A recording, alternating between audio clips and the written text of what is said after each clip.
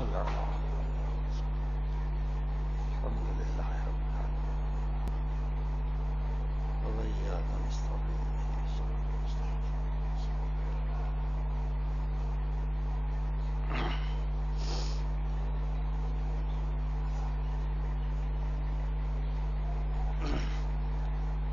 أعوذ بالله السميع العليم من الشيطان اللعين الرجيم بسم الله الرحمن الرحيم الحمد لله رب العالمين والصلاة والسلام على سيد الأنبياء وأشرف المرسلين سيدنا ونبينا وشفيع المذنبين أبي القاسم محمد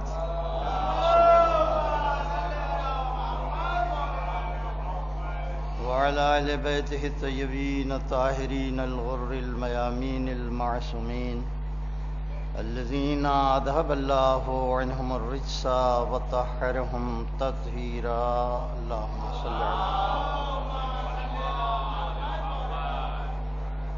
أما بعد فقد قال الله سبحانه وتعالى في القرآن الكريم بسم الله الرحمن الرحيم أيطمع كل امرئ منهم أن يدخل جنة نعيم كلا مما خلقناهم يعلمون صلوات میں اللہ.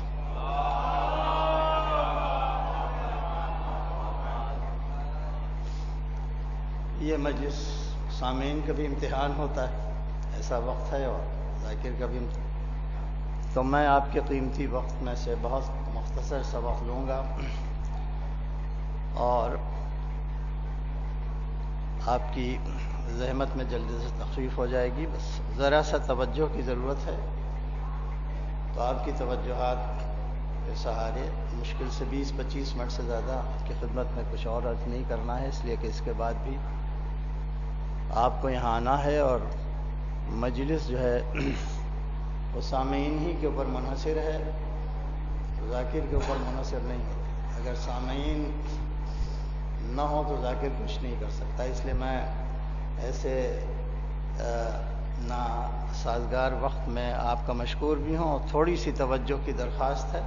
میں بہت جلد اپنے بیان کو ختم کر دوں گا. ایک صلوات بھیج دینا.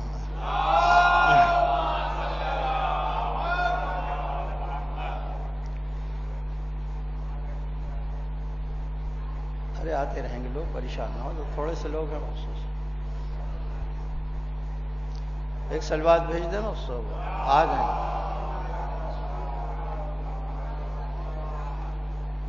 قرآن کریم میں ایک سورہ ہے جس کا نام ہے سورہ معارج. سورہ معارج میں پروردگار عالم ارشاد فرما رہا ہے ایطمع کل امرئ منہم ان یدخل جنۃ نعیم. کیا دنیا میں ہر آدمی، ہر انسان اس بات کی طمع رکھتا ہے، لالچ رکھتا ہے ان یدخل کہ اسے داخل کر دیا جائے جنت نعیم، نعمتوں سے چھلکنے والی جنت میں. تو یہ جنت جو ہے یہ کوئی مذہبی موضوع نہیں ہے. یہ جنت جو ہے ایک سیکولر ٹاپک ہے، اور جنت جو ہے وہ دنیا کے ہر انسان کی ضرورت کا نام. اصل میں دنیا کا ہر انسان اپنی زندگی کے معیار کو بلند کرنا چاہتا ہے. وہ اچھی زمین چاہتا ہے، اس پر اچھی عمارت بنانا چاہتا ہے، اس کو اچھے سامان آرائش سے سجانا چاہتا ہے، وہ اپنے تن پہ اچھا لباس چاہتا ہے، وہ اپنی تعلیم کے لیے بہترین ایجوکیشن چاہتا ہے. تو یہ انسانی فطرت میں یہ بات ہے کہ انسان کی زندگی کا جو معیار ہو، جو اسٹینڈرڈ آف لائف ہو، بہتر سے بہتر ہو. اب ظاہر ہے کہ اسی معیار زندگی کا جو حسین ترین اور اکمل ترین تصور آپ کے ذہن میں آ سکتا ہو، اسی تصور کا دوسرا نام جنت ہے. ہر اعتبار سے، لباس کے اعتبار سے، زمین کے اعتبار سے، ہوا کے اعتبار سے، پانی کے اعتبار سے، سوسائٹی کے اعتبار سے، حسن کے اعتبار سے، شباب کے اعتبار سے، غذا کے اعتبار سے، نعمتوں کے اعتبار سے، آرائش کے اعتبار سے، زینت کے اعتبار سے، جتنی چیزیں انسان کی فطرت میں پروردگار عالم نے داخل کر دی ہیں، ان تمام چیزوں کا جو نقطۂ عروج ہے، یا جسے کہتے ہیں کہ وہ تصور جب اوج ثریا تک پہنچ جاتا ہے، تب اسی کا نام جو ہے وہ جنت رکھا جاتا ہے۔ اور یہ جنت جو ہے وہ ہر انسان کی ضرورت ہے، اس سے کوئی انسان انکار نہیں کر سکتا۔ یہی وجہ ہے کہ جس زمانے میں مذہبی کیمپ سے جنت کا اعلان ہو رہا تھا کہ اگر تم اس دنیا میں نبی پر ایمان لے آؤ، اس کی اطاعت کرو، اللہ کی عبادت کرو، اس کی وحدانیت کے سامنے سر تسلیم خم کرو، تو اطاعت میں، عبادت میں جو مشقت ہے اس کا اللہ نے ایک اجر رکھا ہے، اور اس اجر کا نام ہے جنت۔ تو اس کے بعد ظاہر ہے کہ ایک تحقیق کا ایک کارواں اٹھا، اور عہد بعہد اس نے اسی فطرت میں پڑے ہوئے جتنے پردے تھے، ان میں ایسے ایسے پردے اٹھائے کہ اسی فطرت کے اندر وسائل کے خزانے اس کے ہاتھ آ گئے۔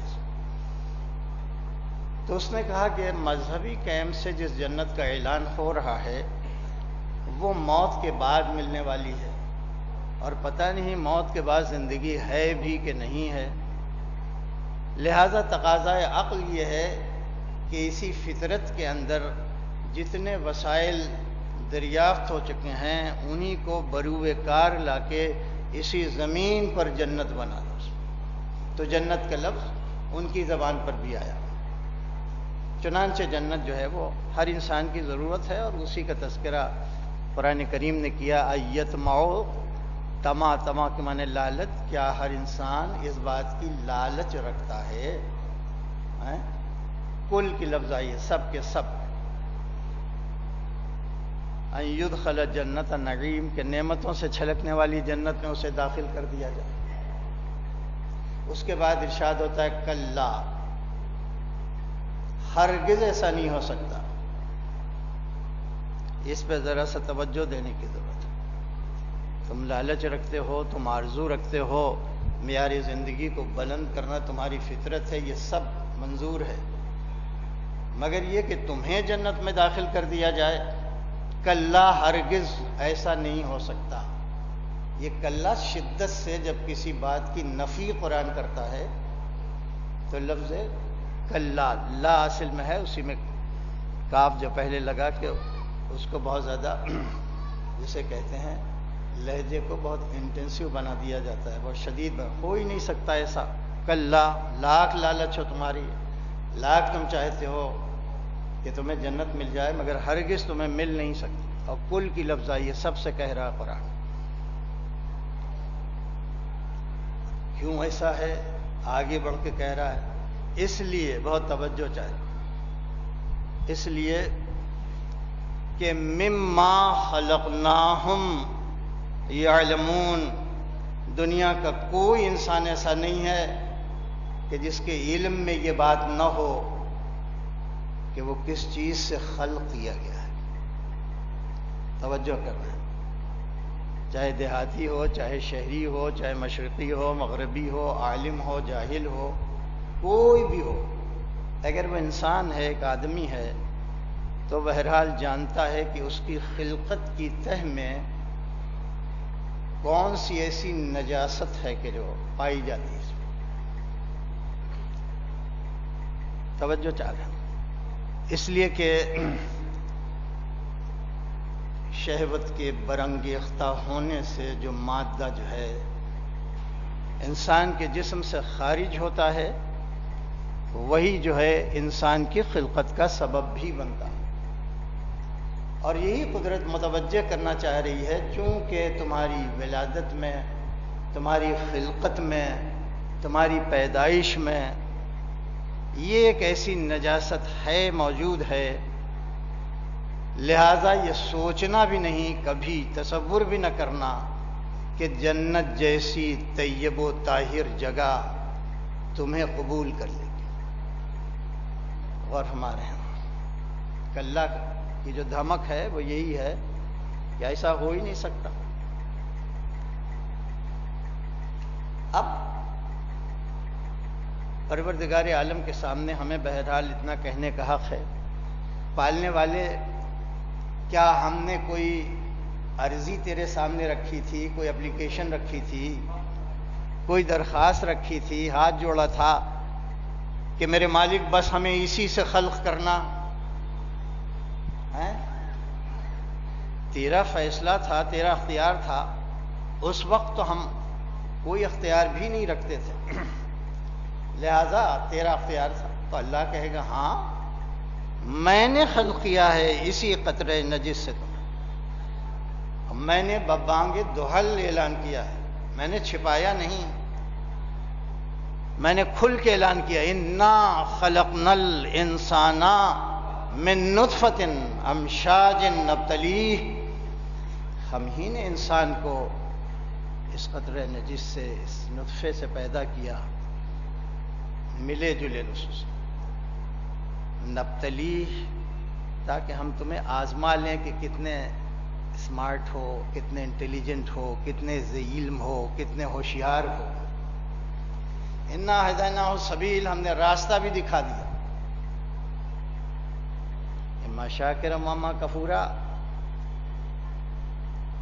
اگر عقل مند ہوگے، ہوش مند ہوگے، اسمارٹ ہوگے، انٹیلیجنٹ ہوگے، وائز ہوگے، تو ظاہر ہے جو ہم نے راستہ دکھا دیا اس راستے کو اختیار کر کے ہمارا شکر ادا کرو۔ اور اگر تمہاری عقل کے اوپر پردے پڑ گئے ہیں تو ظاہر ہے اتنی بڑی نعمت سے تم کفران کرو گے۔ تو مسئلہ جو ہے وہ اس لیے کہ آپ جانتے ہیں کہ جنت میں کوئی بھی ایسا نہیں ملے گا کہ جو نطفے سے پیدا کیا، اس قطرے سے پیدا کیا۔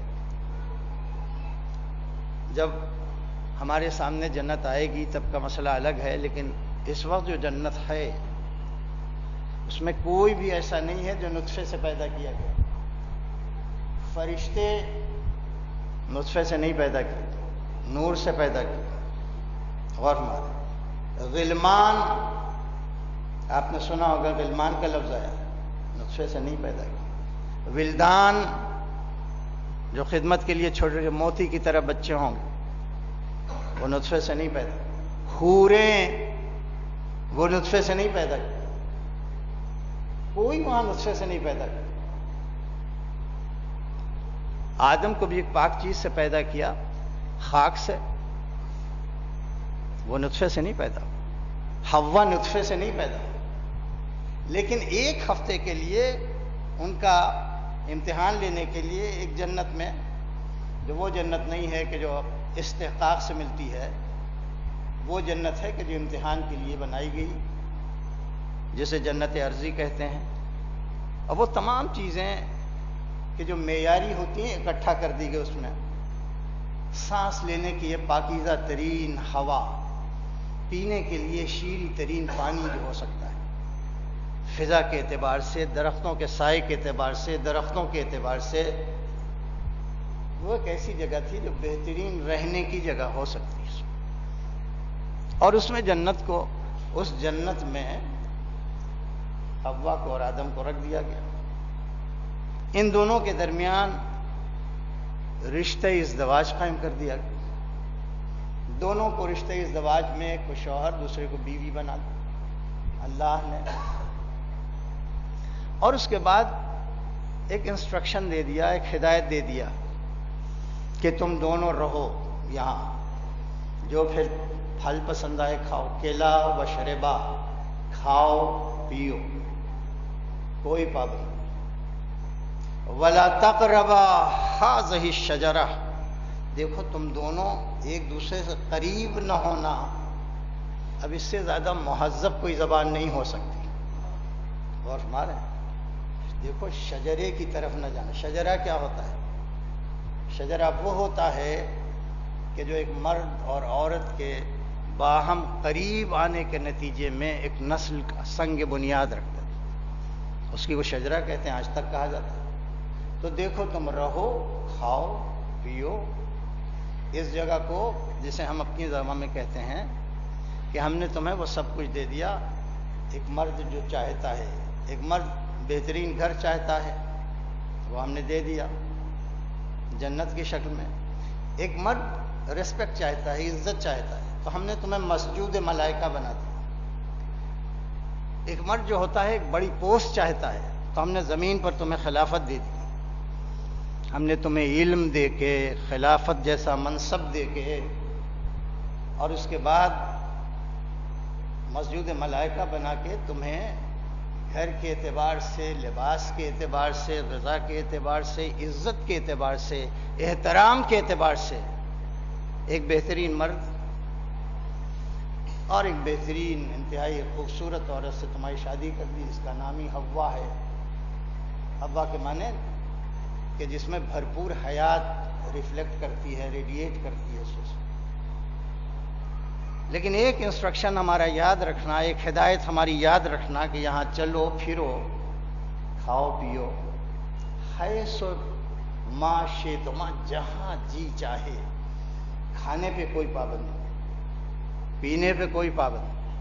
ایک بات کا خیال رکھنا کہ لا تقربا ھذہ شجرہ، ایک دوسرے کے قریب اس شجرے کے نانا جس کے نتیجے میں نطفہ پیدا ہوتا ہے، اس لیے کہ یہ جنت اس نطفے کو قبول نہیں کر سکتی. غور کر رہے ہیں؟ سورہ معارج پھر اٹھا کے دیکھ لیجیے، شاید 73ویں سورہ ہے. پروردگار عالم نے کلا کوئی انسان ایسا نہیں ہو سکتا. مما خلقناہم، جس چیز سے ہم نے ان کو خلق کیا، یعلمون، کوئی چھپی ہوئی بات نہیں، سب جانتے ہیں. اور یہ جنت اتنی طیب و طاہر ہے، یہ ترک اولا کو برداشت نہیں کر سکتی، یہ گناہ کو برداشت کیا کرے. اب اس کے بعد سب قرآن میں آپ جا کے دیکھ لیجئے گا. اس امتحان کی جگہ کے اوپر ایک مس گائیڈ کرنے والی ایجنسی داخل ہو گئی. اس نے دیکھا کہ یہ ہمارے سامنے کا پیدا انتہائی جونیئر مخلوق، اس کو خلافت دے دی اللہ نے، تمام ملائک سجدہ کروا دیا اللہ نے. اور پھر اس کے بعد یہ سب کر کے گویا اس نے ہم کو گمراہ کر دیا، یہی لفظ استعمال ہوا ہے قرآن مجید میں. تو اس کے دل میں جذبہ انتقام پیدا ہوا، جذبہ حسد پیدا ہوا. تکبر تو پہلے ہی سے تھا، لہذا وہ آدم سے بدلہ لینے کے لیے دوستی کا لباس، مصلح کا لباس، قسم کھا کے ہر طرح سے، اس لیے کہ ابھی آدم کو فریب کا کوئی تجربہ نہیں، نفاق کا کوئی تجربہ نہیں، جھوٹی قسم کا کوئی تجربہ نہیں، دوست بن کے دشمنی کرنے کا کوئی تجربہ نہیں. لہذا اس نے کہا، وہ اس کی تفصیل ہے، برابر آپ سنتے رہتے ہیں، یہاں تک کہ جناب آدم کے دل میں گویا ایک دوسرے سے قربت کا ارادہ ہی پیدا ہوا تھا کہ فوراً لباس جنت اتر گیا. بہت توجہ سے آپ پڑھیے گا بھی، سنیے گا بھی. پہلا واقعہ ہے، بڑی حکمتیں ہیں اس واقعے میں، بڑی حکمت ہے. زمین کی خلافت کی ساری حکمت جو ہے وہ اسی پہلے واقعے میں ہے. ملائکہ جب پہلے پیدا کیے گئے جناب آدم سے، ان کے پاس عصمت ہے، تقدس ہے، تسبیح ہے، تحلیل ہے، تحمید ہے. انہوں نے کہا پالنے والے اس کو خلیفہ بنائے گا، اس لیے کہ اس کو ایک ایسی چیز دے دی ہے کہ زمین پہ فساد کرے گا، یہ خونریزی بھی کر سکتا ہے. جو چیز ہمیں نہیں دی اس کو نفس دیا، ہمیں نفس نہیں دیا. اور نفس جو ہوتا ہے وہ خواہشات کا مرکز ہوتا ہے. لہٰذا اس سے فساد کا بھی خطرہ ہے، اس سے خون ریزی کا بھی خطرہ ہے۔ اور جہاں تک ہماری بات ہے، نحن نقدسک نسبح لک، ہم تو تسبیح کرتے ہیں تیری، ہمارے اندر کوئی سیلف نہیں ہے، کوئی جسے کہتے ہیں کوئی نفس نہیں ہے۔ نفس کے معنی آٹونمی، آٹونمی کے معنی جو جی چاہے ہم کریں، کوئی روکنے والا نہیں۔ یہ ہم کو نہیں دی، ورنہ ہم فرشتے ہی نہیں ہوتے۔ تو جب ہم سے نفس لے لیا ہے تو ہم سب سے زیادہ معتبر مخلوق ہیں کہ ہمارے اوپر تاج خلافت رکھا جائے، تو نے اس کے اوپر رکھ دیا تاج خلافت۔ تو پروردگار عالم نے کہا کہ ہم نے اپنی خلافت کے لیے دو چیزیں ضروری رکھی تھی، بغیر اس کے کوئی منصب خلافت پر فائز ہونے کے لیے مجاز نہیں، اس منصب کو کوالیفائی نہیں کر سکتا، اس کا جواز بغیر ان دو چیزوں کے اس کے پاس نہیں ہو سکتا۔ تمہارے پاس فقط ایک چیز ہے جس کا نام ہے عصمت، اور ظاہر ہے یہ آدم کے پاس بھی ہے، ہم نے ان کو معصوم کہہ دیا، ان کے شعور میں اپنی روح پھونک دی، اپنا جلوہ ڈال دیا ہے، وہ بھی معصوم، تم بھی معصوم۔ لیکن تمہارے پاس وہ دوسری چیز نہیں ہے جو آدم کے پاس ہے، وہ ضروری علم جو منصب خلافت کے لیے چاہیے وہ تمہارے پاس نہیں ہے، وہ آدم کے پاس ہے۔ اگر تمہیں اطمینان نہ ہو تو ہم ایک سوال کر کے تمہیں خود قائل کر لیتے ہیں کہ وہ دوسری چیز تمہارے پاس ہے کہ نہیں ہے۔ اور ہمارا چانچہ اچھا سوال تھا، علم بس آدم کو بھی علم دیا تھا، فرشتوں کو بھی علم دیا تھا، کہ جو ہم نے علم دیا ہے اب اس علم کو منطبق کرو۔ منطبق کرنا مانے اپلائی کرنا کسی سے۔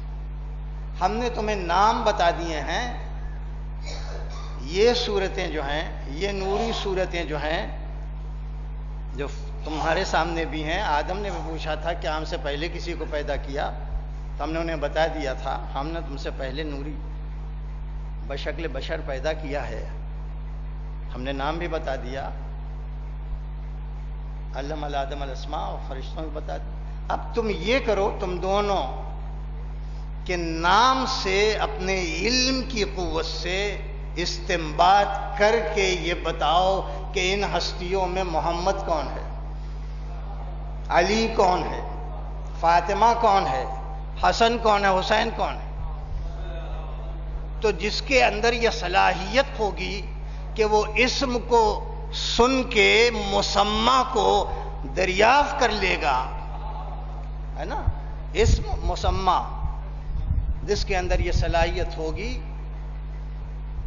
کہ وہ نام کو دیکھ کے اسی کے جو کرسپونڈنگ آبجیکٹ ہے اس کو دریافت کر لے گا، تو اس صلاحیت کی بنیاد کے اوپر جو عصمت کے علاوہ ایک صلاحیت ہے، ہم منصب خلافت دے دیں گے۔ چنانچہ آپ جانتے ہیں، اب دونوں کے سامنے اللہ نے انبئونی، اب تم ہم کو اطلاع دو، بے ہاؤلا، یہ لوگ ہاؤلا کے معنی جاندار ہستیوں کو، جاندار جو ہوتا ہے ذوی العقول جو ہوتے ہیں ان کے لیے ہاؤلا، انبئونی، ہم کو خبر دو، ہم کو انفارم کرو، ہم کو بتاؤ کہ یہ ہستیاں جو ہیں ان کے نام کیا ہیں، منطبق کر کے بتاؤ۔ پہلے فرشتوں ہی سے پوچھا جنہوں نے آبجیکشن کیا تھا، اب وہ سرنڈر کر گئے، انہوں نے کہا پالنے والے علم تو ہے ہمارے پاس، تیرے ہی دیا ہوا علم ہے ہمارے پاس، لیکن ہماری کمزوری یہ ہے کہ جتنا علم دے دیا جاتا ہے اس کو محفوظ تو کر لیتے ہیں، پھیلا نہیں پاتے۔ یعنی ہمارے علم کی پہچان ہے جمود، ہمارا علم جامد ہو جاتا ہے۔ ما علم لنا الا ما علمتنا، جتنا دے دیا اتنا ہی کا اتنا ہمارے پاس محفوظ ہے، اس میں کوئی کمی نہیں ہوئی ہے۔ اگر ہم میں یہ صلاحیت نہیں ہے کہ قطرے کو ہم دریا بنا سکیں، ہم میں یہ صلاحیت نہیں ہے کہ تھوڑے سے علم کو پھیلا سکیں، ہم اس میں وسعت دے سکیں۔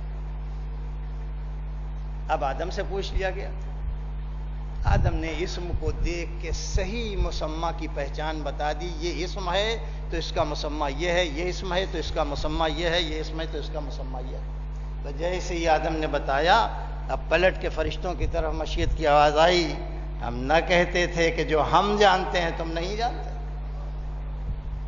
انی اعلم ما لا تعلم۔ خیر یہ سب ہو گیا۔ اب اس کے بعد پھر آپ کو پلٹا کے لے جا رہا ہوں۔ اب آدم کا امتحان ہو رہا ہے، اور آدم کا امتحان لینے میں پروردگار عالم نے کہا کہ دیکھو کھانے پہ پابندی نہیں، وشربا تم دونوں، یہی صیغہ تثنیہ ہر جگہ استعمال، کلا تم دونوں کھاؤ، وشربا تم دونوں پیو، ہے سما شیتما جہاں تمہارا جی چاہے، جو تم جس درخت کے سائے میں بیٹھو، جس نہر کے کنارے پر بیٹھ جاؤ، جس منظر کی طرف بڑھ جاؤ، کوئی پابندی نہیں سوائے ایک ہدایت کے، ایک بات۔ اب وہ ہدایت جو ہے بار بار ہم دہرائیں کہ لا تقربا، دیکھو تم ایک دوسرے کے قریب نہ آنا، ہذہ الشجرہ، یہ شجر جو ہے، شجرہ جو ہے اس کو یہ جنت قبول نہیں کرتی، اور ہمارے ہیں، اس لیے کہ اللہ نے قانون بنا دیا ہے کہ ہم نے جو پیدا کیا کسی کو نطفے سے نہیں پیدا کیا۔ اب جناب میں نے آپ سے عرض کیا، اپنا انتقام لینے کے لیے حسد کا مارا ہوا، تکبر کا مارا ہوا، نفاق کے لباس میں، دوست کے لباس میں، جھوٹی قسم کے لباس میں، مصلح بننے کے لباس میں چلا گیا، اور ظاہر ہے کہ بہت کوئی معمولی چیز نہیں ہے، اس لیے کہ اس نے ملائکہ کو پڑھایا، معلم الملکوت ہے، اللہ کی وحدانیت کا قائل تھا، 6000 برس اس نے عبادت کی ہے، بہت سینئر ہے، بہت میچور ہے، بہت تجربہ کار ہے، پورا سب نچوڑ کے اپنی طاقت کو اس نے نبوت کو گویا اس کے راستے، تو ارادہ ہی ابھی اقدام کیا تھا، بلکہ اقدام کا ارادہ کیا تھا، ابھی عمل میں داخل نہیں ہوئے تھے کہ جسم سے لباس اتر گیا۔ اس کا منظر ہم ممبر پہ نہیں بیان کر سکتے، آپ جا کے قرآن میں پڑھ لیجئے گا، قرآن میں پڑھ لیجئے گا، سب معلوم ہو جائے گا۔ ایسے پتے کہ جن کی چوڑائی زیادہ ہوتی ہے، وہ اپنے سطر کو چھپانے کے لیے ادھر ادھر اس سے چھپا رہے تھے، لے لیا قدرت نے اور کہا کہ تم اب مستحق نہیں ہو اس لباس کے۔ ہمارا امتحان بہت سخت ہوتا ہے اس لیے کہ ہم جس کو منصب دے کے آزماتے ہیں وہ یا نبی ہوتا ہے یا رسول۔ توجہ، ہمارا قانون یہ ہے کہ ہم منصب دے کے پہلے جس کو آزماتے ہیں وہ یا نبی ہوتا ہے یا رسول، اور جس کو آزما کے منصب دیتے ہیں وہ سوائے امام کے اور کچھ نہیں ہوتا۔ ایک صلوات بھیج دیں محمد۔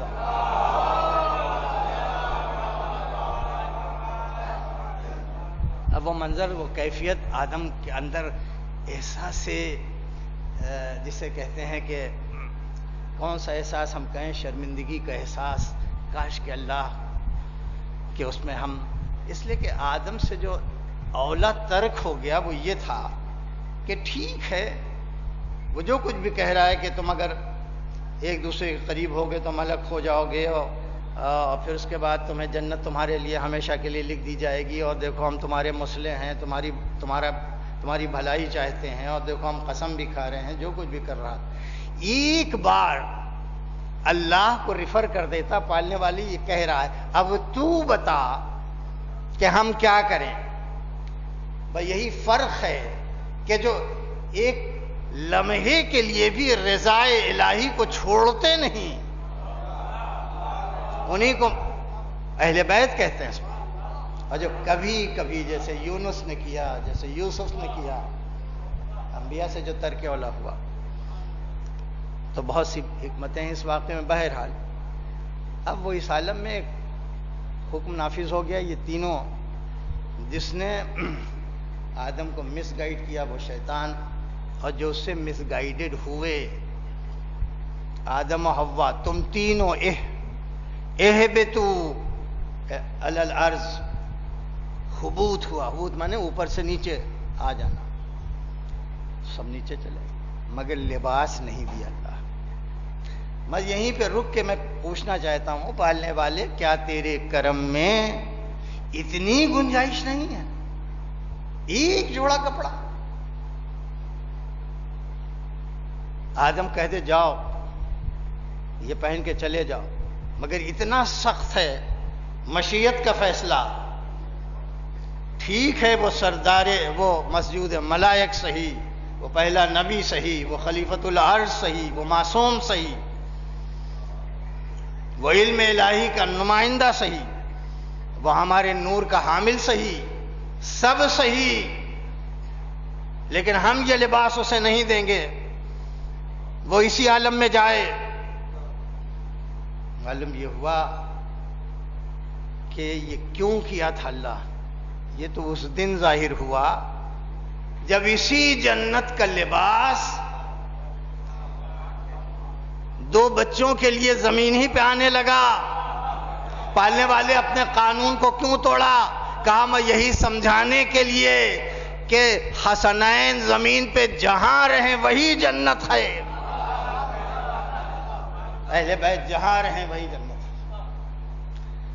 تو بس بات کو مکمل کر کے آپ کی زحمت کو ختم کروں کہ تو نے اعلان تو کر دیا کہ جو جو اس سے پیدا ہوئے، جن کی خلقت کی تہ میں یہ نطفہ ہے، یہ مادہ ہے، وہ کبھی جنت میں جا نہیں سکتے. تو پالنے والے ہم نے تو کہا نہیں تھا، تو نے اپنی مرضی سے کیا، خود اس کو منظور بھی کیا کہ ہمیں انا خلقنا الانسان من نطفۃ امشاج.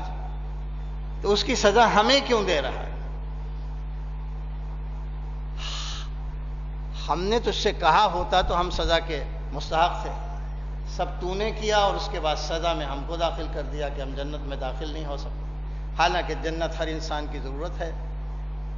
جو لوگ نہیں جانتے کہ جنت کیا چیز ہے اس کی طرف متوجہ نہیں ہیں، لیکن ذرا سا بھی ہلکی سی بھی جھلک اگر کسی نے دیکھ لیا، جس کے بارے میں کہا ہے ابھی تم تصور بھی نہیں کر سکتے کہ جنت کیسی جگہ ہے،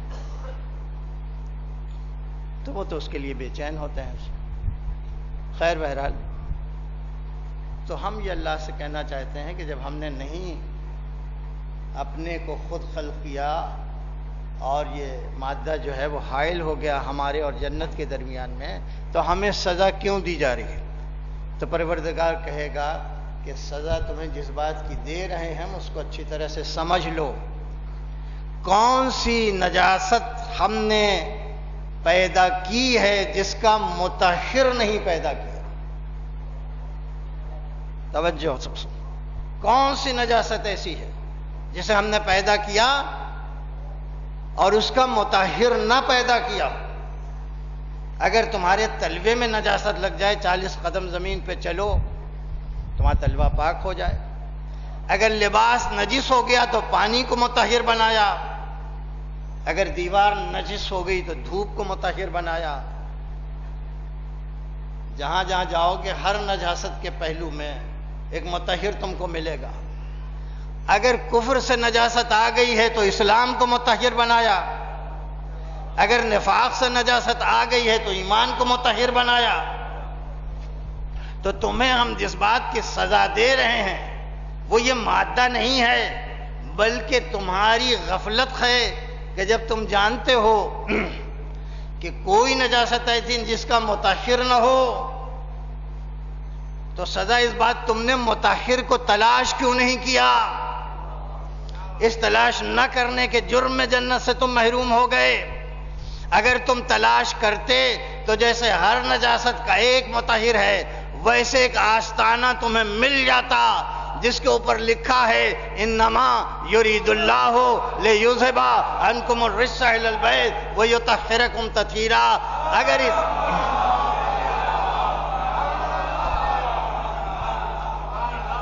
اگر اس آستانے کی معرفت کہ اس گھر میں جنتی ہیں، سردار جنت ہے، جتنی نعمتیں ہم نے لسٹ دی ہے قرآن مجید میں وہ سب یہاں موجود ہے.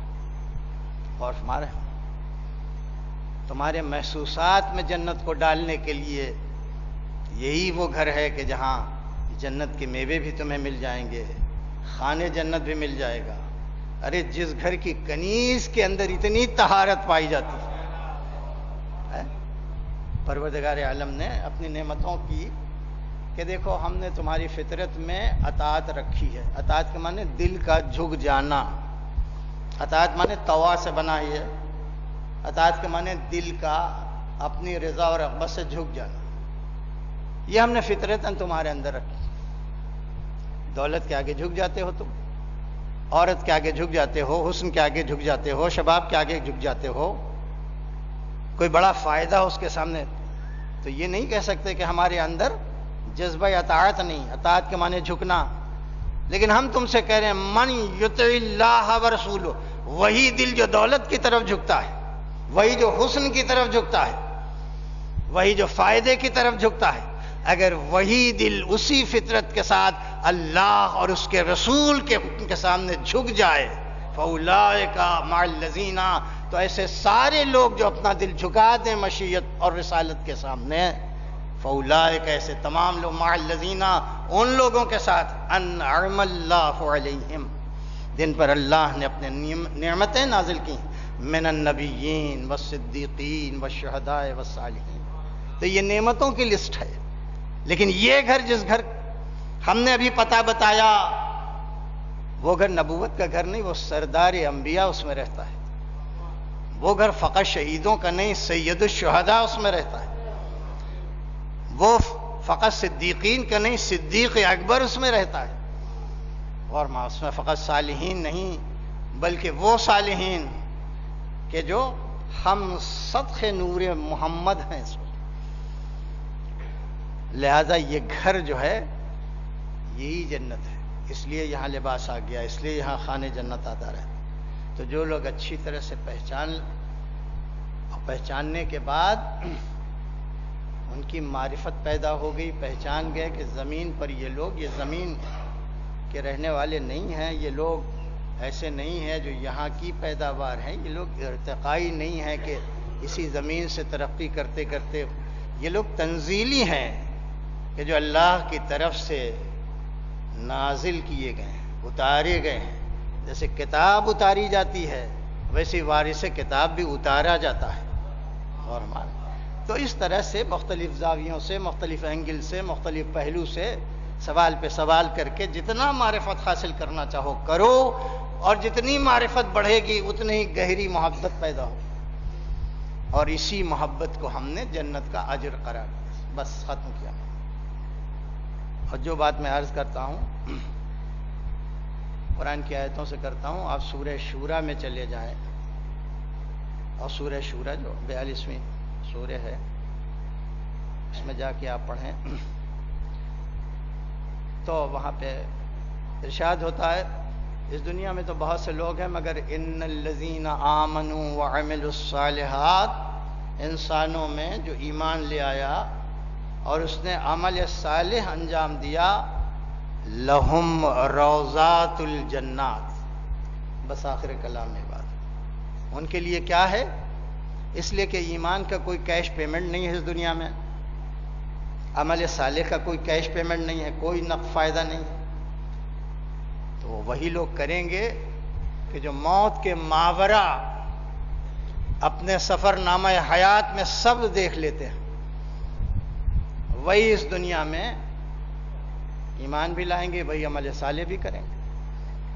تو اگر ایسے لوگ ہیں تو ہم تحریری ضمانت لے رہے ہیں کہ لہم روضات الجنات، ان کے لیے جو روضات، عجیب لفظ ہے اس لیے کہ روضے کے معنی بھی ریاض سے بنا ہوا ہے، اسی یعنی اب اس کو کوئی بیان نہیں کر سکتا، اس کو بیان فقط وہی جنت کر سکتی، جب آپ دیکھ لیں گے انشاءاللہ تب آپ سمجھیں گے روضات الجنات کے معنی کیا ہوتے ہیں۔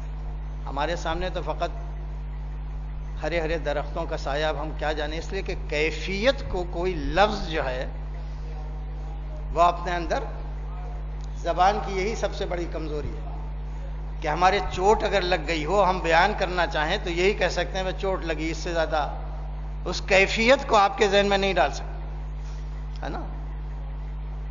قرآن مجید نے جب کہا ہے ایسا کہ عالم وقت ہو، آیت اللہ العظمی ہو، کچھ بھی ہو، لا تعلم نفس، کوئی نفس نہیں جانتا، ما اخفیا، کہ کون سی چیز ابھی چھپی ہوئی ہے، ان قرۃ اعین، ان کی آنکھوں کو ٹھنڈک دینے والی کون کون سی چیز ہم نے چھپائے رکھی ہے، ان سب کو ایک جگہ پہ ہم نے جمع کر کے اس کی ہیڈنگ، اس کی سرخی جنت رکھی ہے۔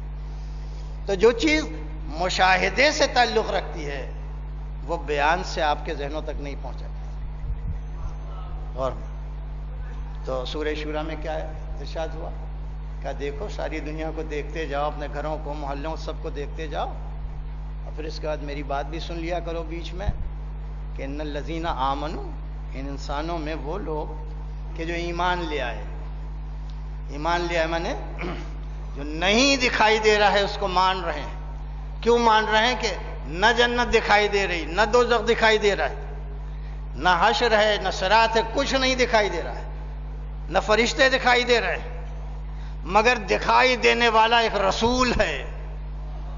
غور مارے، ہم اس رسول اتنا اعتبار کرتے ہیں کہ وہ غیب کے بارے میں جو بتائے اسے ہم یوں ہی سمجھتے ہیں کہ جیسے چشم حقیقت سے ہم نے اسے دیکھ لیا۔ ایک صلوات بھیج دیں۔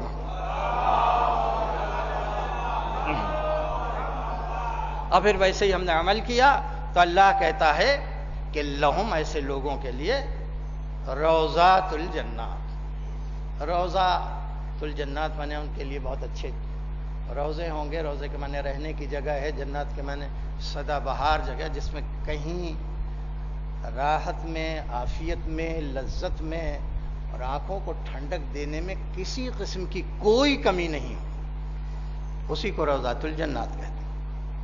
یہاں تک بات پہنچی۔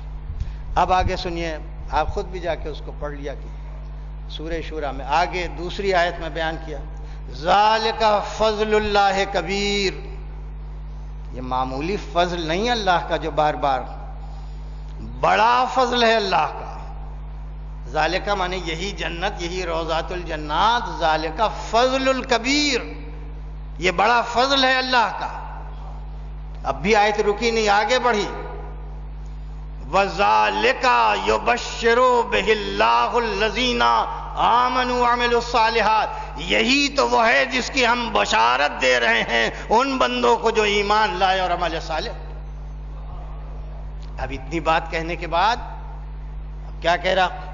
اور ان سے یہ بھی کہہ دینا کہ ہم کوئی پیمنٹ نہیں چاہتے اس میں، لا اسألکم علیہ اجرا، یہ جو جنت ہے نا اس پر ہم کوئی پیمنٹ نہیں چاہ رہے ہیں۔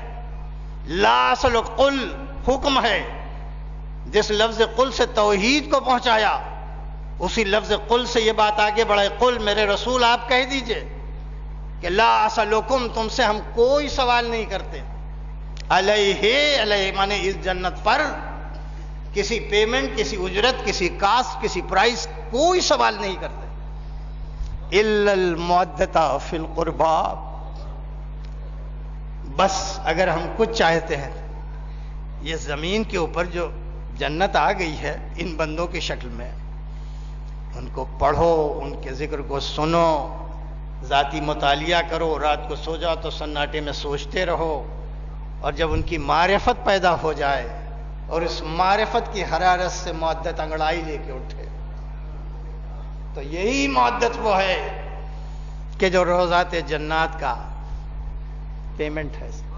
الگ سے ہم کچھ نہیں چاہتے۔ بس میں نے بات کو ختم کر دیا، شاید کچھ وقت زیادہ ہو گیا ہو حسب وعدہ، لیکن آپ کو بہت مجلس سے کرنا ہے، مجھے آپ سے بے حد ہمدردی ہے، اس لیے کہ اصل مجلس جو ہے وہ آپ ہی حضرات ہیں جن کو سامعین کہتے ہیں۔ بس آخری جملہ سن،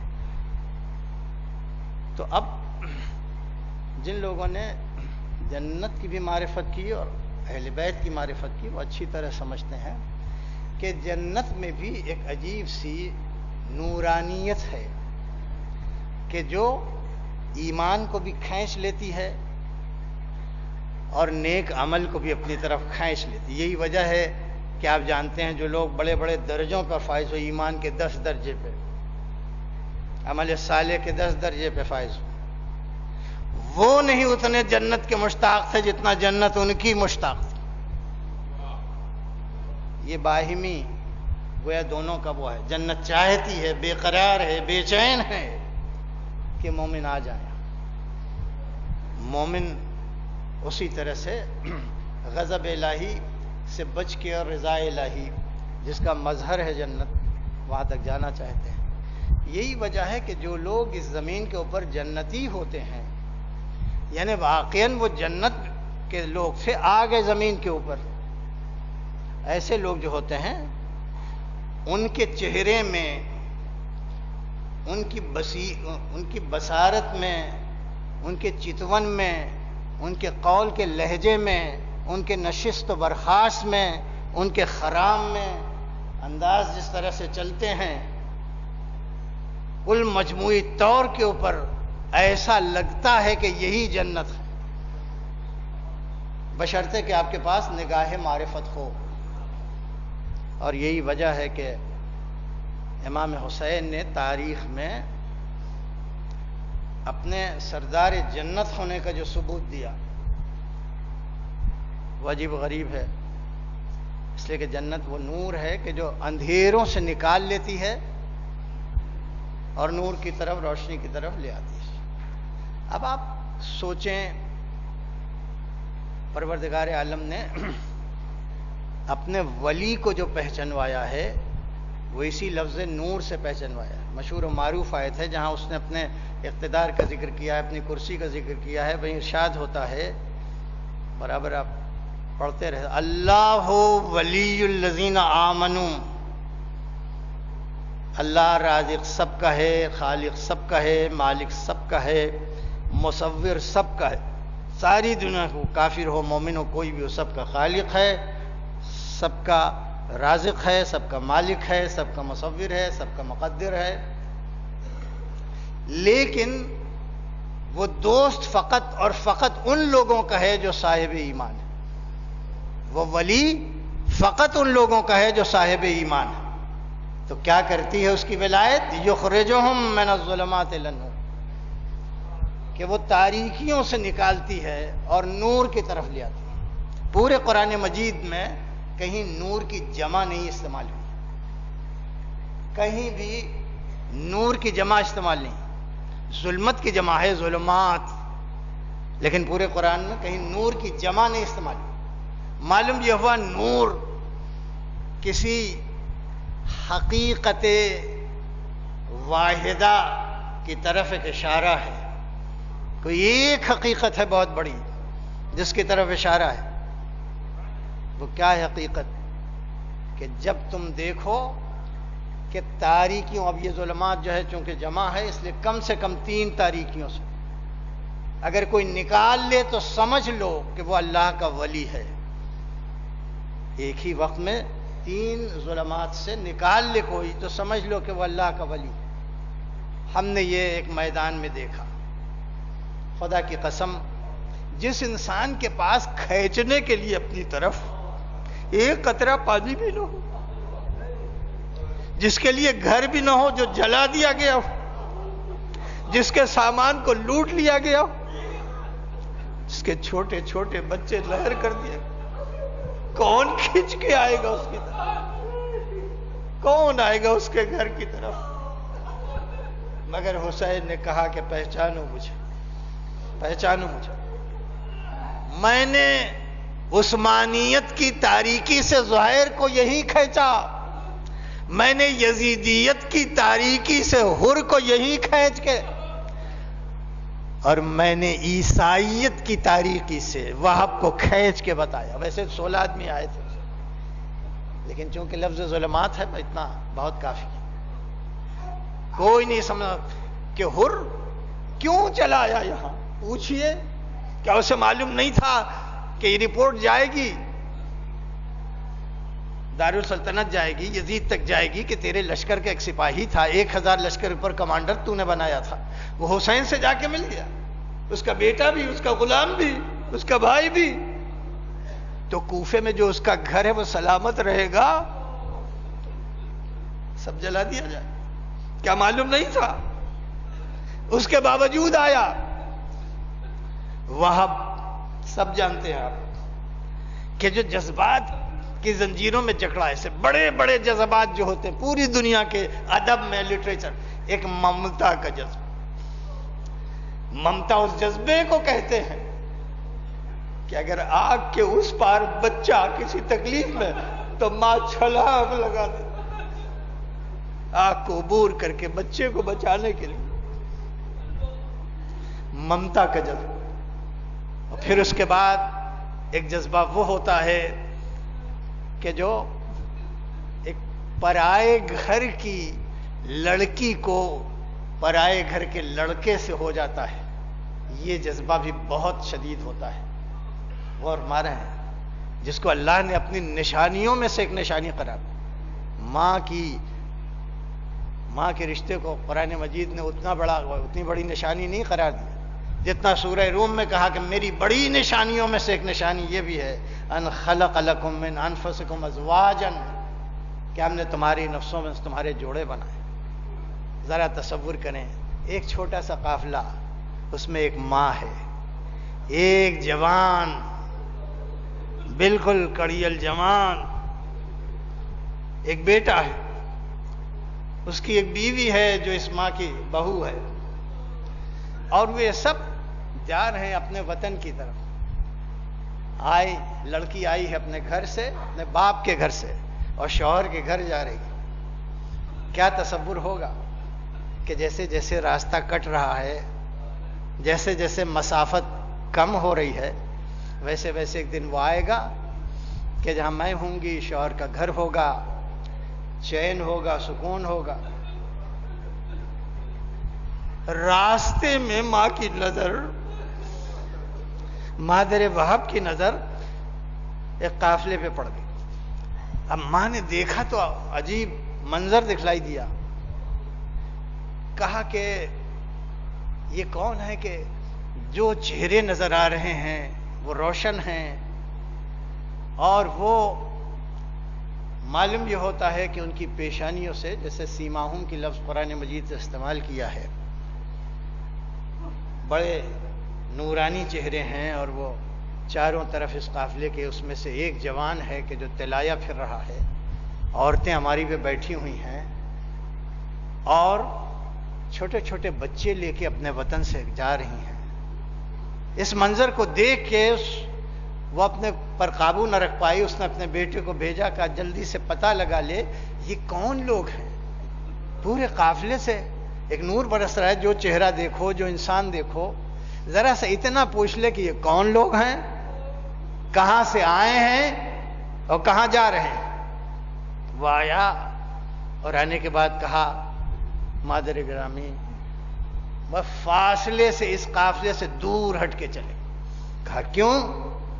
کہا کہ یہ قافلہ وہ ہے کہ جس کا میر قافلہ جو ہے وہ کہہ رہا ہے کہ ہم سب اپنے وطن سے آئے ہیں اور سب مقتل کی طرف جا رہے ہیں. ہم تو شادی کر کے آئے ہیں, اپنے وطن کی طرف جا رہے ہیں, لہذا ہٹ کے چلو. وہ پلٹ پڑی ماں, میرا بیٹا نہیں پھر جاؤ, اور جا کے کہو اپنے قافلے میں ہمیں لے لیں گے. اب وہ نوجوانی کا لفظ پوچھتا ہے مادر گرامی یہ آپ کیا کہہ رہی؟ وہ کہہ رہے ہیں کہ ہم مقتل میں جا رہے ہیں, کوئی نہیں بچے گا, سب قصد کر کے چلے ہیں, سب مقتل میں جا رہے ہیں. کہ بیٹا یہ تو نے دیکھا نا کہ ہماری میں عورتیں چھوٹے چھوٹے بچے گود میں لیے. کہا کہ بیٹا جب کسی قافلے کے پاس بڑی سچائی ہوتی ہے تو اس سچائی پر مائیں اپنے گود کے پالے قربان. اس قافلے کے پاس کوئی بڑی سچائی تو جا کے کہو ہمیں قبول کر لیں گے کہ نہیں. تو تاریکیوں سے حسین نے نکالا. خر جس شان سے آیا برابر سنتے رہے, زہیر جس شان سے آیا برابر سنتے رہے.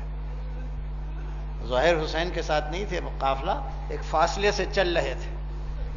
ایک رات کو رکے, ان کا جو خیمہ تھا جب رات ہو گئی تو اپنے بیٹے علی اکبر کو بلایا جس کی آواز رسول کی آواز سے ملتی تھی. کہا بیٹا جاؤ اس خیمے پہ کھڑے ہو کے آواز دو. زہیر ابن قین کو آواز دو کہ بابا نے یاد کیا ہے. تو علی اکبر نے آواز دی. بالکل رسول کی آواز سے ملتی جلتی. فوراً نکل آئے زہیر کا بابا نے یاد کیا ہے. وہ آنے لگے حسین کے خیمے کی طرف. حسین بڑھ کے ان کی طرف جانے. ایک جگہ پر دونوں جا کے مل گئے. جب مل گئے تو کہا اے زہیر اپنے حافظے پر زور دو, یہی وہ جگہ ہے جہاں تم تھے کل کھڑے ہوئے اور تمہارا رسول کھڑا ہوا تھا. اس وقت اس رسول نے تم سے کچھ پوچھا تھا. یہی وہ زمین ہے. یاد کرو, زور دو, اگر یاد آ جائے تو بتاؤ. نہیں میں یاد دلاؤں. تو زہیر یاد کرتے, ہاں فرزند رسول آ گیا یاد, یہی وہ جگہ تھی جہاں رسول نے ہم سے کہا تھا اے زہیر اگر کل میرے اہل بیت کی کوئی فرد کے خلاف کوئی لشکر آ گیا تو تم کس کا ساتھ دو گے؟ میرے اہل بیت کی فرد کا ساتھ دو گے یا اس لشکر کا ساتھ دو؟ مولا اب آپ کو کچھ کہنا نہیں, میں سب سمجھ گیا, سب سمجھ گیا. حسین نے پوری تفصیل بتا دی. اب یہ اپنے خیمے کی طرف جا رہے ہیں. جاتے ہی خیمے میں کہا اپنی زوجہ سے, میں نے تجھے اسی وقت طلاق دے دیا. یہ غلام ہے, اس غلام کے ساتھ تو اپنے وطن چلی جا. میں نے طے کر لیا ہے کہ اب حسین کا ساتھ نہیں چھوڑوں. تو ظاہر ہے کہ تعجب, ایسے موقع کے اوپر طلاق دے دینا. کہا کہ تو پھر مجھے طلاق کیوں دے رہے ہو؟ مجھے بھی ان کی عورتوں کنیزی میں دے دو. کہا کہ یہ ہم سے نہیں ہوگا, اس لیے کہ حسین نے سب بتا دیا. حسین نے سب بتا دیا. میں سب برداشت کر سکتا ہوں, یہ برداشت نہیں کر سکا کہ میرا ناموس اپنے وطن کوفہ میں اس عالم میں داخل, سر پہ ردا نہ ہو, بازو بندھے ہوئے ہوں, پس گردن سے ہاتھ بندھے ہوئے ہوں, منادی آواز دے رہا آؤ تماشا دے. میں اسے برداشت نہیں کر سکتا, لہذا میں نے تمہیں طلاق دے کے تمہارے ناموس کا تحفظ کیا ہے. میں یہ منظر نہیں دیکھ سکتا. وہ چلی گئی. چلی جانے کے بعد جب اپنے وطن کوفے پہنچ گئی, اپنے غلام سے کہا کہ حسین کا خاندان بڑا شریف خاندان ہے. یہ تو معلوم ہو گیا کہ سب مارے جائیں گے, میرا شوہر بھی مارا گیا ہوگا, اس لیے کہ ایسے شریف خاندان سے یہ تصور بھی نہیں کہ وہ کفن نہ دیں گے میرے شوہر کو. انہوں نے ضرور کفن دے دیا ہوگا, لیکن پتہ نہیں کس حالت میں حسین رہا. انہیں کفن میسر آیا ہو کہ نہ آیا. تو ایسا کر کہ میری طرف سے یہ کفن لے جا اور اپنے آقا کو پہنا دینا. وہ آیا. آنے کے بعد یہاں کا عجیب و غریب منظر دیکھا اور وہ میں کفن کے واپس ہو گیا. جب زہیر کی زوجہ نے دیکھا کہ کفن واپس لے کے آ گیا, عالم وقت ہو, آیت اللہ العظمی ہو, کچھ بھی ہو, لا تعلم نفس, کوئی نفس نہیں جانتا, ما اخفیا, کہ کون سی چیز ابھی چھپی ہوئی ہے, ان قرۃ اعین, ان کی آنکھوں کو ٹھنڈک دینے والی کون کون سی چیز ہم نے چھپائے رکھی ہے. ان سب کو ایک جگہ پہ ہم نے جمع کر کے اس کی ہیڈنگ, اس کی سرخی جنت رکھی. تو جو چیز مشاہدے سے تعلق رکھتی ہے وہ بیان سے آپ کے ذہنوں تک نہیں پہنچاتی. اور تو سورہ شورا میں کیا ارشاد ہوا؟ کہا دیکھو ساری دنیا کو دیکھتے جاؤ, اپنے گھروں کو, محلوں, سب کو دیکھتے جاؤ, اور پھر اس کے بعد میری بات بھی سن لیا کرو بیچ میں کہ ان الذین آمنوا, ان انسانوں میں وہ لوگ کہ جو ایمان لے آئے. ایمان لے آئے مانے جو نہیں دکھائی دے رہا ہے اس کو مان رہے ہیں. کیوں مان رہے ہیں؟ کہ نہ جنت دکھائی دے رہی, نہ دوزخ دکھائی دے رہا ہے, نہ حشر ہے, نہ صراط ہے, کچھ نہیں دکھائی دے رہا ہے, نہ فرشتے دکھائی دے رہے ہیں, مگر دکھائی دینے والا ایک رسول ہے. غور مارے, ہم اس رسول اتنا اعتبار کرتے ہیں کہ وہ غیب کے بارے میں جو بتائے اسے ہم یوں ہی سمجھتے ہیں کہ جیسے چشم حقیقت سے ہم نے اسے دیکھ لیا. ایک صلوات بھیج دیں.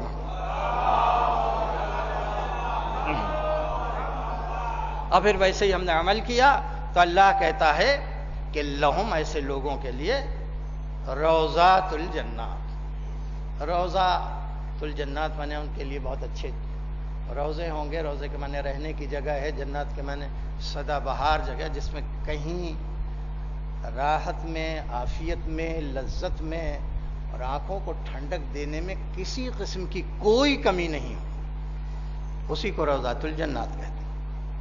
یہاں تک بات پہنچی. اب آگے سنیے، آپ خود بھی جا کے اس کو پڑھ لیا کہ سورہ شورى میں آگے دوسری آیت میں بیان کیا، ذالک فضل اللہ کبیر. یہ معمولی فضل نہیں اللہ کا جو بار بار، بڑا فضل ہے اللہ کا. ذالک مانے یہی جنت، یہی روضات الجنات، ذالک فضل الکبیر، یہ بڑا فضل ہے اللہ کا. اب بھی آیت رکی نہیں، آگے بڑھی. وَذَلِكَ يُبَشِّرُ بِهِ اللَّهُ الَّذِينَ آمَنُوا وَعَمِلُوا الصَّالِحَاتِ. یہی تو وہ ہے جس کی ہم بشارت دے رہے ہیں ان بندوں کو جو ایمان لائے اور عمل صالح. اب اتنی بات کہنے کے بعد اب کیا کہہ رہا؟ اور ان سے یہ بھی کہہ دینا کہ ہم کوئی پیمنٹ نہیں چاہتے اس میں. لا اسألکم علیہ اجرا، یہ جو جنت ہے نا، اس پر ہم کوئی پیمنٹ نہیں چاہ رہے ہیں. لا اسألک، قل حکم ہے. جس لفظ قل سے توحید کو پہنچایا، اسی لفظ قل سے یہ بات آگے بڑھائے، قل میرے رسول آپ کہہ دیجئے کہ لا اسألکم، تم سے ہم کوئی سوال نہیں کرتے. علیہ مانے اس جنت پر کسی پیمنٹ، کسی اجرت، کسی کاسٹ، کسی پرائس، کوئی سوال نہیں کرتے. الا المودۃ فی القربى، بس اگر ہم کچھ چاہتے ہیں.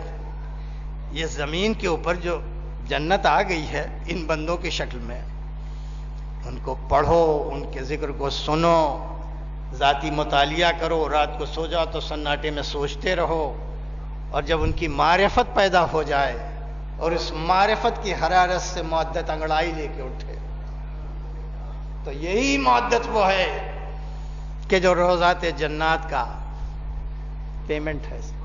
الگ سے ہم کچھ نہیں چاہتے. بس میں نے بات کو ختم کر دیا. شاید کچھ وقت زیادہ ہو گیا ہو حسب وعدہ، لیکن آپ کو بہت مجلس سے کرنا، مجھے آپ سے بے حد ہمدردی ہے، اس لیے کہ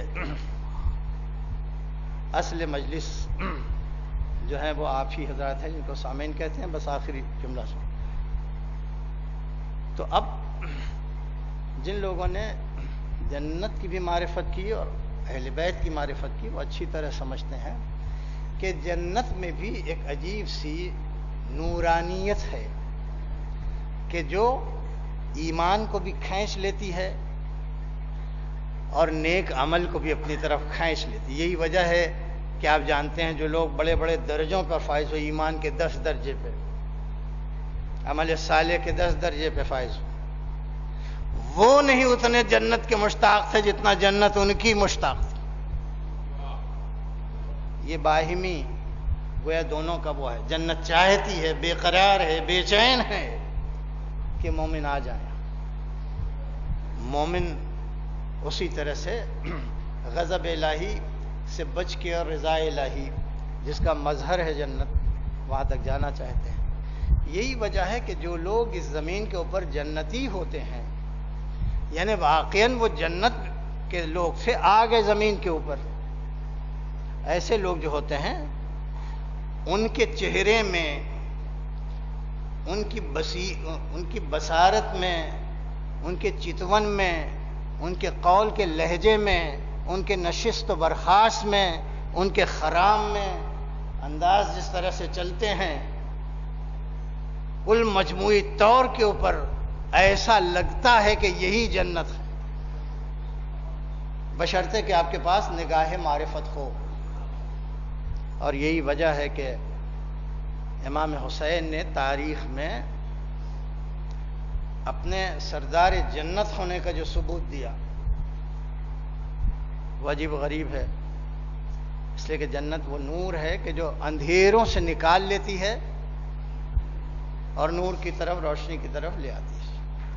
اب آپ سوچیں،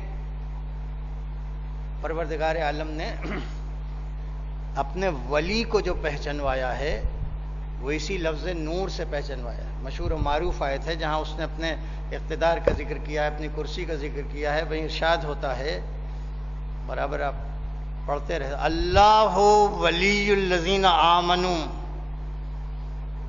اللہ رازق سب کا ہے, خالق سب کا ہے, مالک سب کا ہے, مصور سب کا ہے.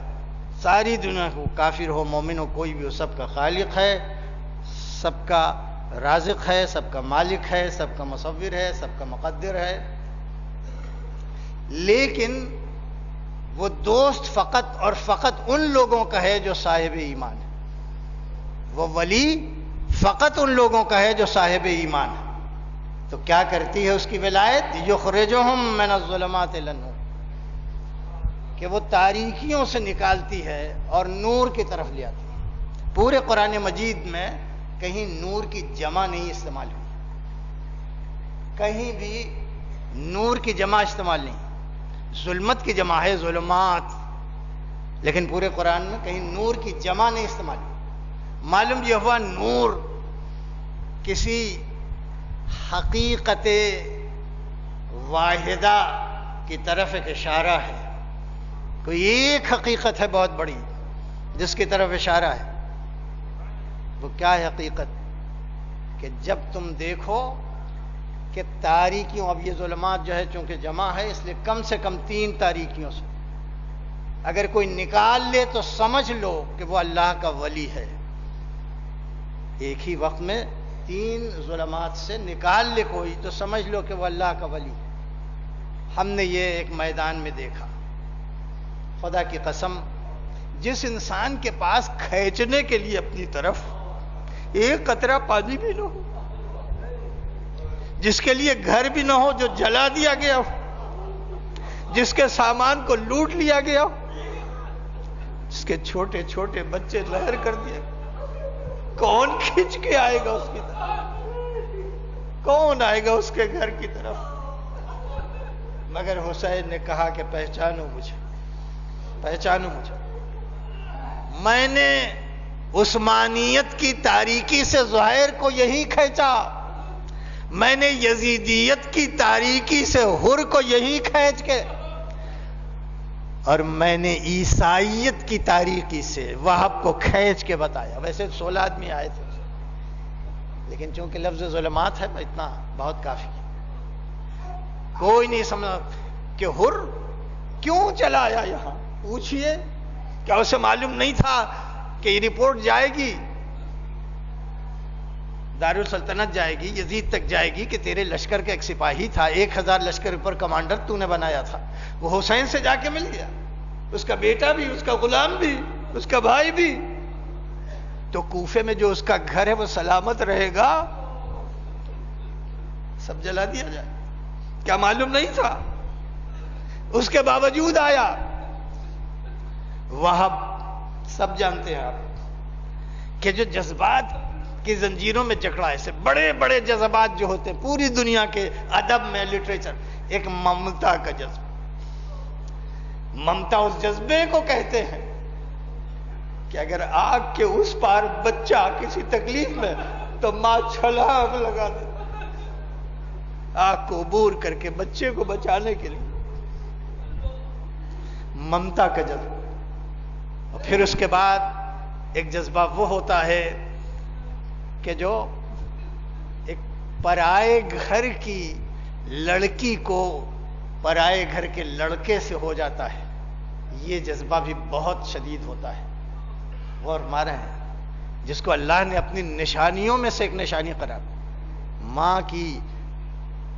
ماں کے رشتے کو قرآن مجید نے اتنی بڑی نشانی نہیں قرار دی جتنا سورہ روم میں کہا کہ میری بڑی نشانیوں میں سے ایک نشانی یہ بھی ہے, ان خلق لکم من انفسکم ازواجا, کہ ہم نے تمہاری نفسوں میں تمہارے جوڑے بنائے. ذرا تصور کریں, ایک چھوٹا سا قافلہ, اس میں ایک ماں ہے, ایک جوان, بالکل کڑیل جوان, ایک بیٹا ہے, اس کی ایک بیوی ہے جو اس ماں کی بہو ہے, اور وہ سب جا رہے ہیں اپنے وطن کی طرف. آئی لڑکی آئی ہے اپنے گھر سے، اپنے باپ کے گھر سے، اور شوہر کے گھر جا رہی ہے۔ کیا تصور ہوگا کہ جیسے جیسے راستہ کٹ رہا ہے، جیسے جیسے مسافت کم ہو رہی ہے، ویسے ویسے ایک دن وہ آئے گا کہ جہاں میں ہوں گی شوہر کا گھر ہوگا، چین ہوگا، سکون ہوگا۔ راستے میں ماں کی نظر، مادر وہب کی نظر ایک قافلے پہ پڑ گئی۔ اب ماں نے دیکھا تو عجیب منظر دکھلائی دیا۔ کہا کہ یہ کون ہے کہ جو چہرے نظر آ رہے ہیں وہ روشن ہیں، اور وہ معلوم یہ ہوتا ہے کہ ان کی پیشانیوں سے، جیسے سیماہم کی لفظ قرآن مجید سے استعمال کیا ہے، بڑے نورانی چہرے ہیں، اور وہ چاروں طرف اس قافلے کے اس میں سے ایک جوان ہے کہ جو تلایا پھر رہا ہے، عورتیں ہماری پہ بیٹھی ہوئی ہیں، اور چھوٹے چھوٹے بچے لے کے اپنے وطن سے جا رہی ہیں۔ اس منظر کو دیکھ کے وہ اپنے پر قابو نہ رکھ پائی، اس نے اپنے بیٹے کو بھیجا کہ جلدی سے پتہ لگا لے یہ کون لوگ ہیں۔ پورے قافلے سے ایک نور برس رہا ہے، جو چہرہ دیکھو، جو انسان دیکھو، ذرا سا اتنا پوچھ لے کہ یہ کون لوگ ہیں، کہاں سے آئے ہیں اور کہاں جا رہے ہیں۔ وہ آیا اور آنے کے بعد کہا مادر گرامی وہ فاصلے سے اس قافلے سے دور ہٹ کے چلے۔ کہا کیوں؟ کہا کہ یہ قافلہ وہ ہے کہ جس کا میر قافلہ جو ہے وہ کہہ رہا ہے کہ ہم سب اپنے وطن سے آئے ہیں اور سب مقتل کی طرف جا رہے ہیں۔ ہم تو شادی کر کے آئے ہیں، اپنے وطن کی طرف جا رہے ہیں، لہذا ہٹ کے چلو۔ وہ پلٹ پڑی ماں، میرا بیٹا نہیں پھر جاؤ، اور جا کے کہو اپنے قافلے میں ہمیں لے لیں گے۔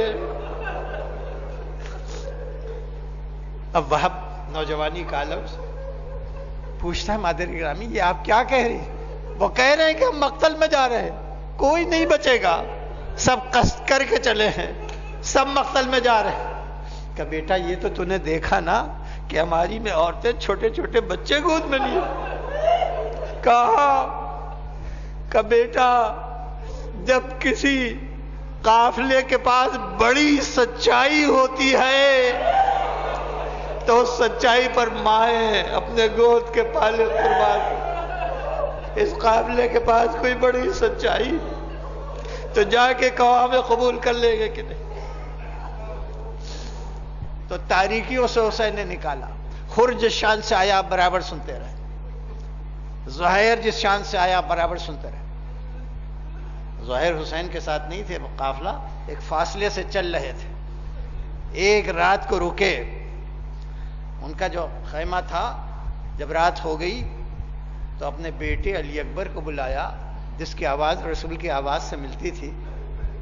کہا بیٹا جاؤ اس خیمے پہ کھڑے ہو کے آواز دو۔ زہیر ابن قین کو آواز دو کہ بابا نے یاد کیا ہے۔ تو علی اکبر نے آواز دی، بالکل رسول کی آواز سے ملتی تھی۔ فوراً نکل آئے زہیر، کہا بابا نے یاد کیا ہے۔ وہ آنے لگے حسین کے خیمے کی طرف، حسین بڑھ کے ان کی طرف جانے۔ ایک جگہ پر دونوں جا کے مل گئے۔ جب مل گئے تو کہا اے زہیر اپنے حافظے پر زور دو، یہی وہ جگہ ہے جہاں تم تھے کل کھڑے ہوئے اور تمہارا رسول کھڑا ہوا تھا۔ اس وقت اس رسول نے تم سے کچھ پوچھا تھا، یہی وہ زمین ہے، یاد کرو، زور دو، اگر یاد آ جائے تو بتاؤ، نہیں میں یاد دلاؤں۔ تو زہیر یاد کرتے، ہاں فرزند رسول آ گیا یاد، یہی وہ جگہ تھی جہاں رسول نے ہم سے کہا تھا اے زہیر اگر کل میرے اہل بیت کی کوئی فرد کے خلاف کوئی لشکر آ گیا تو تم کس کا ساتھ دو گے؟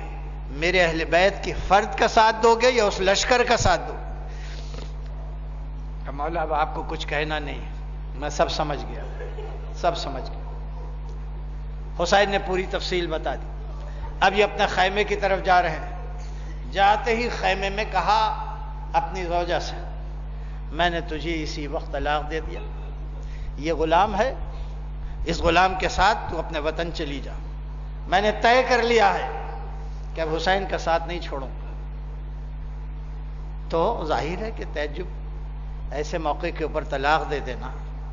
کہا کہ تو پھر مجھے طلاق کیوں دے رہے ہو؟ مجھے بھی ان کی عورتوں کنیزی میں دے دو۔ کہا کہ یہ ہم سے نہیں ہوگا، اس لیے کہ حسین نے سب بتا دیا، حسین نے سب بتا دیا۔ میں سب برداشت کر سکتا ہوں، یہ برداشت نہیں کر سکا کہ میرا ناموس اپنے وطن کوفہ میں اس عالم میں داخل، سر پہ ردا نہ ہو، بازو بندھے ہوئے ہوں، پس گردن سے ہاتھ بندھے ہوئے ہوں، منادی آواز دے رہا آؤ آؤ تماشا دے، میں اسے برداشت نہیں کر سکتا، لہذا میں نے تمہیں طلاق دے کے تمہارے ناموس کا تحفظ کیا ہے، میں یہ منظر نہیں دیکھ سکتا۔ وہ چلی گئی، چلی جانے کے بعد جب اپنے وطن کوفے پہنچ گئی، اپنے غلام سے کہا کہ حسین کا خاندان بڑا شریف خاندان ہے، یہ تو معلوم ہو گیا کہ سب مارے جائیں گے، میرا شوہر بھی مارا گیا ہوگا، اس لیے کہ ایسے شریف خاندان سے یہ تصور بھی نہیں کہ وہ کفن نہ دیں گے میرے شوہر کو، انہوں نے ضرور کفن دے دیا ہوگا، لیکن پتہ نہیں کس حالت میں حسین ہے، انہیں کفن میسر آیا ہو کہ نہ آیا، تو ایسا کر کہ میری طرف سے یہ کفن لے جا اور اپنے آقا کو پہنا دینا۔ وہ آیا، آنے کے بعد یہاں کا عجیب و غریب منظر دیکھا، اور وہ میں کفن کے واپس ہو گیا۔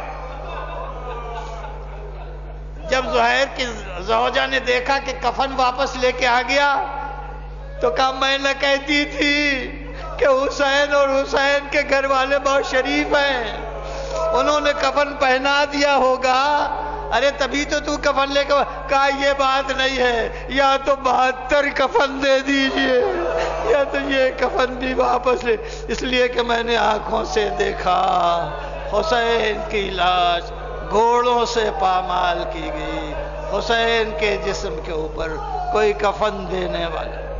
سيعلم الذين ظلموا أي منقلب ينقلبون إلهي بحق الزهراء وأبيها وبعدها۔ بارلا محمد آل محمد کا واسطہ ہم سب کو اعمال صالحہ کی توفیق عطا فرما، پالنے والے اس فرش عزا پر جو سامعین ہیں ان کی دنیاوی و اخروی تمام ضرورتوں کو پورا کر دے۔ بارلا اس پرآشوب زمانے میں زمانے کے فتن سے ہمارا تحفظ فرما، ان کے فتنوں سے ہمیں بچا لے، ہمارے نوجوانوں کو، ہماری بچیوں کو بچا، ہمارے امام کے ظہور میں تعجیل فرما، ہمیں کیا آپ ذرا سے گزارش ہے سورہ حمد اور سورہ اخلاص کی تلاوت فرما کے آپ ذرا اس کا ثواب آقا شریعت و سرا کی روح کو ایصال فرما۔ اللہم صلی علی محمد، اللہم صلی علی محمد۔ بسم اللہ الرحمن الرحیم، الحمد للہ ایاک نعبد و ایاک نستعین، اهدنا الصراط المستقیم غیر المغضوب